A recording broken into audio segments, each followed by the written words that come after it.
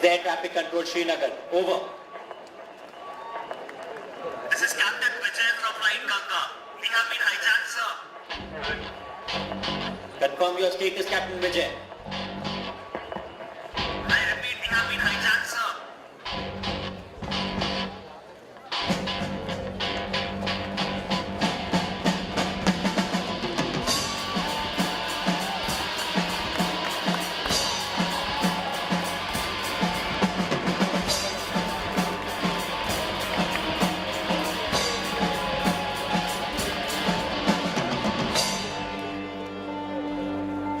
1971 का वो दर्दनाक दौर जब हिंदुस्तान और पाकिस्तान की सरहदें एक बार फिर खून से लाल हुई थी, जहां एक तरफ हिंदुस्तान की पश्चिमी सरहद पर कश्मीर का मुद्दा आग पकड़ रहा था, तो दूसरी तरफ बंगाल और ईस्ट पाकिस्तान में भी तनाव बढ़ने लगा था। ईस्ट पाकिस्तान और वेस्ट पाकिस्तान की इस लड़ाई के बीच फंसे हिंदुस्तान को हर तरफ से जंग का खामियाजा भुगतना पड़ रहा था। एक तरफ कश्मीर में आजादी के लिए आवाजें उठने लगी थी, तो दूसरी तरफ ईस्ट पाकिस्तान की आवाम भी एक नए देश की मांग कर रही थी। दो पार्टों में पिसा हिंदुस्तान लगातार दो मोर्चों पर पिछड़ता जा रहा था। इस माहौल में हुए एक बड़े घटनाक्रम ने हिंदुस्तान और आपसी मुल्कों का इतिहास ही बदल दिया। और ये कहानी शुरू होती है कश्मीर से। वो कश्मीर जहां एक समय पर न बंदूकें थी, न चौकियां थी, तो बस बेशुमार खूबसूरती और बेइंतहा प्यार।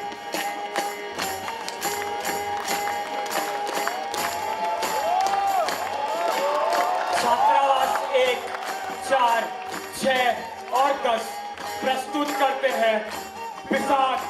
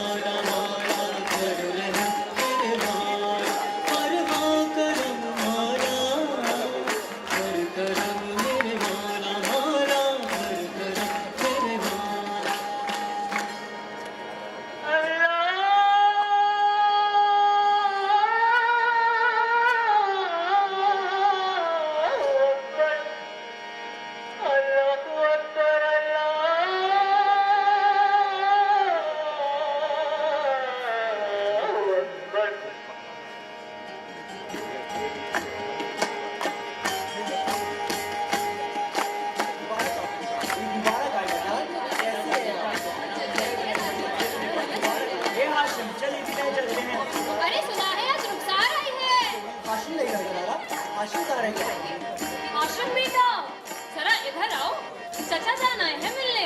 सलाम वालेकुम चाचा जान, ईद मुबारक। वालेकुम अस्सलाम मेरे बच्चे, और आपको भी ईद की ढेरों मुबारकबाद। अरे जल्दी आओ, जरा इधर भी तशरीफ लाइए कि पूरे वक्त वहीं गुफ्तगू करते रहेंगे। अरे महबूब भाई, आप इसे तो मिलने आए हैं हम। ईद मुबारक, ईद मुबारक। ईद मुबारक आपको भी। कैसे हैं आप और कैसी रही इस बार सेब की खेती? अब क्या बताएं आपको, यहाँ जितनी खेती हो जाए। ईद मुबारक चाचा जान। अरे रुखसार, कैसी हो? ईद मुबारक। पढ़ाई करने दिल्ली क्या चली गई, अपने चाचा जान को भूल गई? हाँ, हम आपको कैसे भूल सकते हैं, आप ही कारोबार से वक्त नहीं निकाल पा रहे हम आए थे तुमसे मिलने। नहीं, आपने चिट्ठी भी नहीं लिखी। अरे एक बात, बस एक दूसरे पर इल्जाम लगाना छोड़िए। आज हमारे पास एक मुबारक खबर है आपको देने के लिए। अच्छे मौके पे आए हो नजीम। फरमाइए आपा। हाशिम के बड़े भाई का निकाह तय हो गया है। क्या बात है। भाई वाह, अल्लाह ताला की रहमत है जो हमें इतनी खुशियों से नवाजा है। दिल खुश कर दिया पापा, निकाह की खुशनुमा खबर और ऊपर से आराम से चचा जान, आराम से।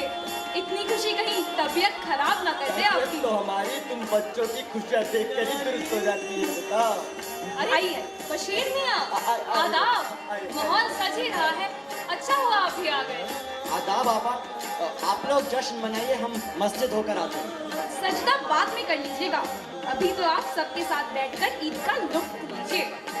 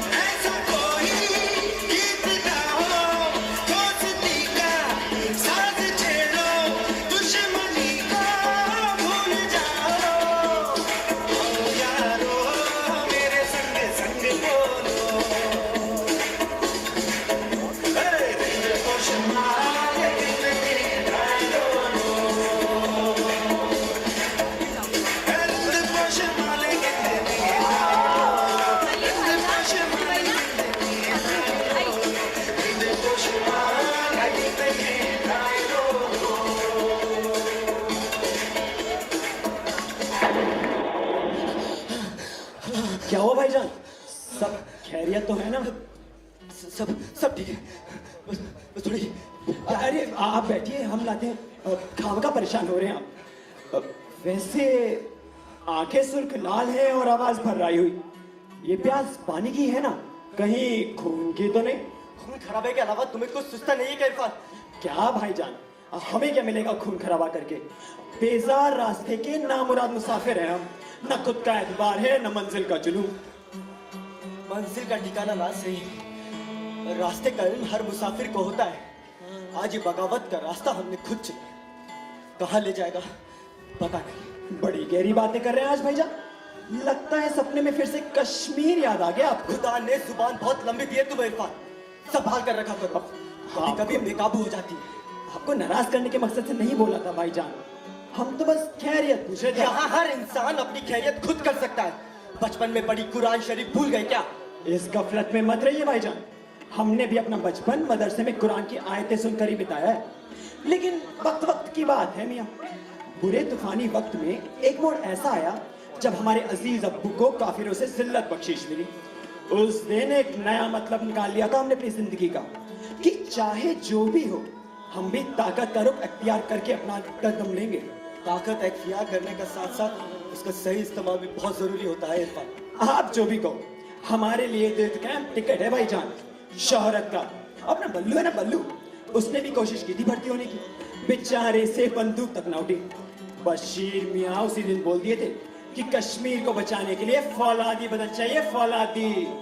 हर एक की बस की बात थोड़ी ना होती, क्यों भाईजान? हर एक का ये एक मकसद भी नहीं होता है इरफान।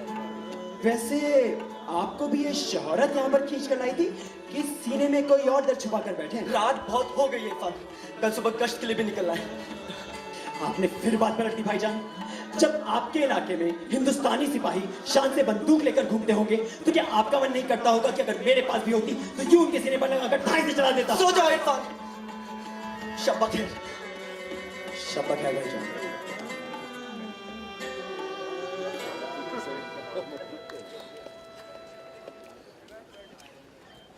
देखो सारी दुकानें भी बंद हैं आज। मैं तो कह रहा था कि बाहर नहीं निकलते हैं। अब्बू ने भी घर से बाहर निकलने को मना किया था। बाहर निकलना क्यों बंद होगा? आज तक कभी हमें किसी ने रोका है जो आज रोक लेंगे? तुमने देखा नहीं है, लेकिन आजकल बस्ती में हरी खाकी चकत्ते वाले लोग दुनालियां बाहर निकाले घूम रहे हैं। मुझे तो बहुत डर लग रहा है, घर वापस चलते हैं। अबे चुप कर, उस दिल कहीं का। हाशिम, हाशिम, अरे हाशिम तुम क्यों खामोश हो? होते कौन है वो हमारे अब्बू को मारने वाले? क्यों हमारी खुशियां नागवार है उन्हें? हाशिम यहाँ तुम अकेले नहीं हो, हम सब ने अपनों को खोया है। उन हिंदुस्तानियों ने सब कुछ छीन लिया है, पर अब ऐसे नहीं होगा। तुम इस तरह मायूस रहे तो खुद को भी अपने हाथों से गवा दोगे। हमें उनसे लड़ना होगा। बंदूकें हैं उनके पास, गोली मार देंगे वो हमें। ये डरने का वक्त नहीं है। कब्जा करना चाहते हैं वो हमारे ऊपर, घरों में कैद करके गुलाम बनाना चाहते हैं। ऐसे ही डरते रहे तो चल रहा है? हाँ? चलो तो अपने अपने घर जाओ। पता नहीं घाटी का माहौल सही नहीं है, हमें देखते ही गोली मारने के ऑर्डर्स मिले हैं। तुम कौन होते हो हमें यहाँ से दफा करने वाले? ये हमारा खेलने का मैदान है, नहीं जाएंगे हम यहाँ से। मैंने कहा था ना, हम यूं ही इनकी सुरक्षा करने में लगे हुए हैं। दिन रात इनकी रखवाली नहीं करो। जाएंगे हम घर। हमारे भाइयों को मारकर हम पर ही हुकूमत जमाना चाहते हैं ये लोग। चुप कर, अब और तुम्हारी बकवास नहीं सुननी। चुपचाप घर जाकर सो जा। अगली बार बाहर घूमता छोड़ो मुझे। हिंदू हमारे बीच घुसकर हमारा मजहब बदलना चाहते हो। हाशिम के घर वालों को मारा तुम लोगों ने। सिखाता है तुम्हें ये सब? वो जो हमारे बारे में सोचते हैं, हमारी फिक्र करते हैं। साफ साफ बोलना कि जिहादियों के साथ रहता है तू। सारे जिहादी ऐसे ही पैदा होते हैं, सारे आतंकवादी। आतंकवादी नहीं हूँ मैं। आजाद चाहिए मुझे, कश्मीर को आजाद करूंगा तुम जैसे हिंदुस्तानी कुत्तों से। आजादी चाहिए साले। आजादी, आजादी चाहिए। हाँ। ये ले आजादी।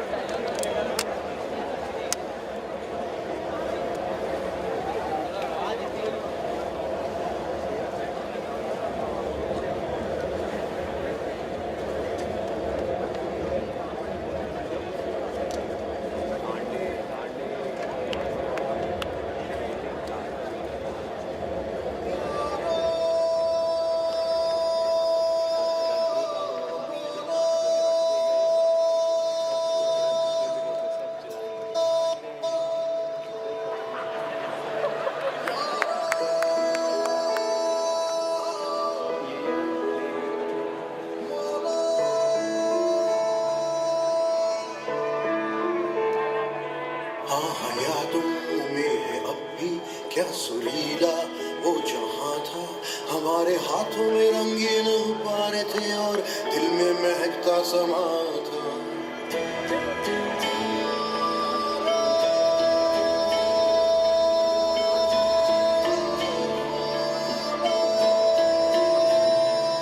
वो तो ख्वाबों की थी दुनिया, वो किताबों की थी दुनिया। सांसें में थे मचलते हुए जलजले, आंख में वो सुहाना नशा था।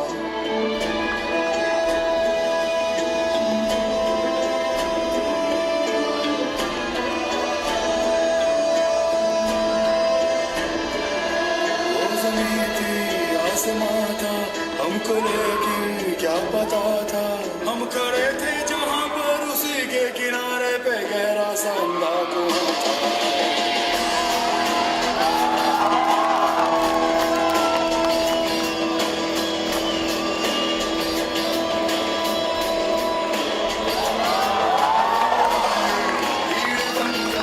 हाथ में थे उनके खंजर, बोले फेंको ये किताबें और संभालो ये जरा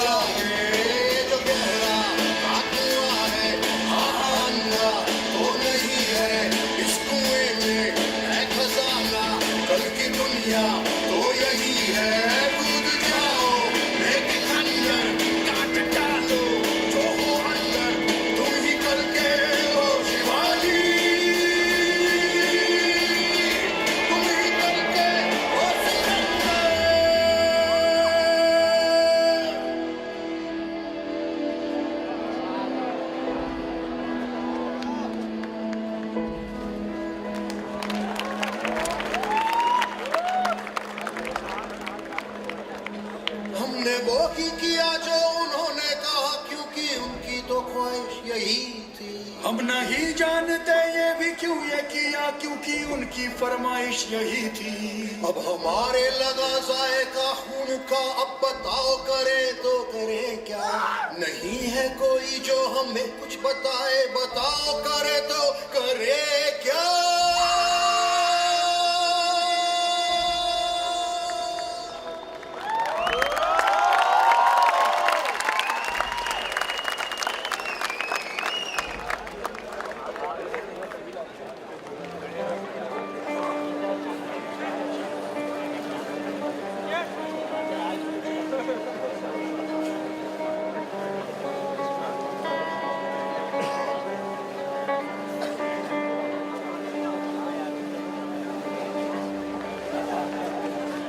हिंदुस्तानी फौजियों ने तुम्हारी अम्मी को मारा था ना हाशिम। तुम और तुम्हारे जैसे कितने मासूमों के खानदान को नेस्त नाबूद कर दिया था उन हरामजादों ने। लेकिन हम कमजोर नहीं हैं, जो उनके कदमों तले दबे रहेंगे, बगावत करेंगे हम। मेरे मुसलमान भाइयों, आपकी आजाद कश्मीर की इस मांग को पाकिस्तान ने हर तरह से तवज्जो दी है। आज हम सब एक हुए हैं कश्मीर लिबरेशन फ्रंट के नाम से। हमारा मकसद कश्मीर की आजादी। कहने को तो हिंदुस्तान ने कश्मीर के सर पर सरपरस्ती का हाथ रखा है, लेकिन सच्चाई ये है कि उसी हाथ से हिंदुस्तानी फौजियों ने हमारे गाल पे करारा तमाचा मारा है। लेकिन बस अब और नहीं, अब हमारे पास भी ताकत है, और ये है हमारी ताकत। अगर पाकिस्तान और ईस्ट बंगाल हमारे जिस्म के दो हाथ हैं, तो कश्मीर हमारा दिल है। हिंदुस्तान हमारे बीच दरार डाल रहा है। बंगाल के लोग आज हमारे खिलाफ बगावत करने लगे हैं। अब हमें साथ मिलकर ये जंग लड़नी है। क्या फर्क रहा हमारे और उनके बीच में? बस अब और नहीं लड़ना है हमें। क्यों? उनके जुल्मों का जवाब नहीं देना है तुम्हें। ये हथियार हमने तुम्हें के बराबरी करने के लिए नहीं दिए हैं। हमने आपको हथियार दिए हैं ताकि आपकी वालिद से कोई बदसलूकी ना करे, आपकी बहनों के जिस्म की नंगी नुमाइश ना हो। अब कश्मीर की सड़कें हमारे लहू से नहीं रंगनी चाहिए। हिंदुस्तानी काफिरों के मांस के गरम लोथड़े हमें हर चौराहे पर लटकाने हैं। आज से हमारी ताकत तुम्हारे साथ है। आजाद कश्मीर के लिए, आजाद कश्मीर के लिए, जिहाद के लिए, जिहाद के लिए।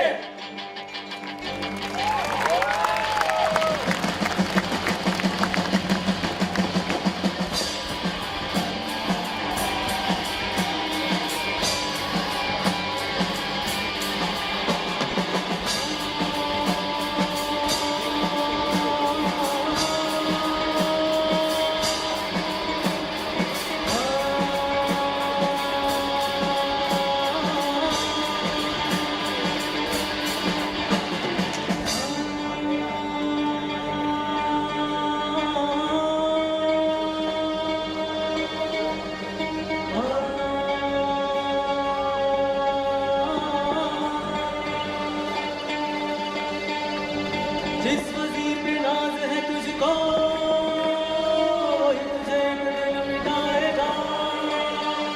तेरा प्यादा जैसे ही तुझको, तेरा भाला तुझे चलाएगा। शतरंज की शतरंज की साथ है, शतरंज की शतरंज की साथ है। देखो ये शतरंज की साथ है।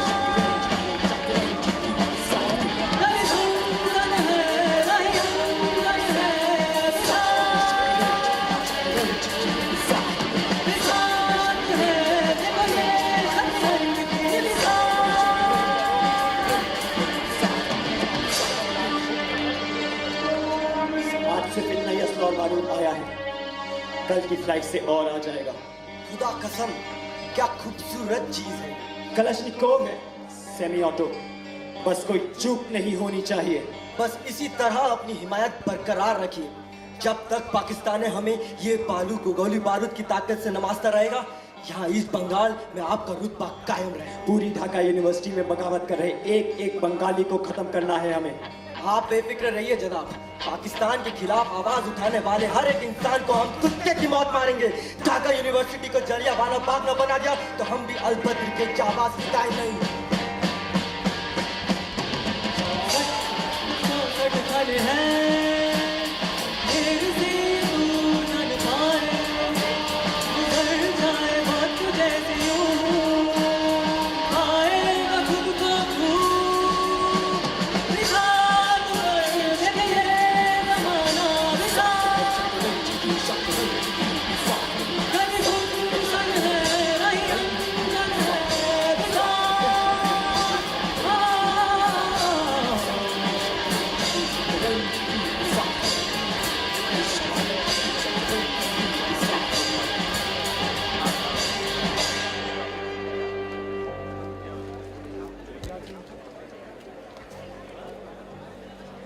शुरुआत हो चुकी है सर। पाकिस्तान कश्मीर में अपने ट्रूप्स बढ़ा रहा है। What can be our next move? क्या आपको अभी भी लगता है कि ईस्ट पाकिस्तान पे फोकस करने का हमारा डिसीजन सही है? तुम्हें क्या लगता है? आई डोंट नो सर, मैं दावे से तो नहीं कह सकती, बट व्हाट इफ ये पाकिस्तान की एक चाल हुई? मुझे लगता है कि हमारा ध्यान बंगाल की तरफ मोड़कर वो कश्मीर को अपने कब्जे में करना चाहते हैं। अगर ऐसा हुआ तो वो हमें तो बहुत कुछ सकता है श्रेया, पर बात यह है कि ऐसी सिचुएशन में हम क्या कर सकते हैं? सर, कुछ ना करना हम पर उंगलियां उठाएगा, इंडियन इंटेलिजेंस पर सवाल खड़ा करेगा। तुमने कभी शतरंज खेला है? शतरंज की यही बात मुझे सबसे अच्छी लगती है कि हमें अपने दुश्मन की चाल का कोई अंदाजा नहीं होता। चाल कुछ भी हो सकती है, इसीलिए हम देखते हैं, परखते हैं और दुश्मन की हर चाल के लिए तैयार रहते हैं। सर, कम इन राठौर।